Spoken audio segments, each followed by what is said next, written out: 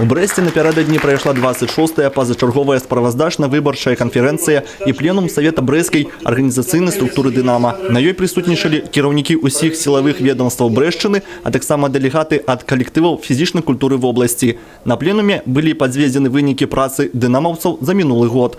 Выслухаўшы выступаючых, начальник унутраных справ Брестскага аблвыканкама генерал-майор Фёдор Балейка прызнаў працу здавальняючай. Структура заняла другое месца па краіне, саступіўшы толькі Мінскай вобласці. Але на гэтым дынамаўцы не зупыняюцца і азначаюць, што ёсць куды расці. За счет подготовки спортсменов высшей квалификации, конечно, за счет более профессиональной работы с нашими сотрудниками. То есть те команды, которые мы выставляем, значит, на соревнования по прикладным видам спорта, у нас есть соответствующая база, мы организовываем сборы, они там тренируются. Если мы будем настойчиво работать над подготовкой спортсменов, то, конечно, будет соответствующий результат.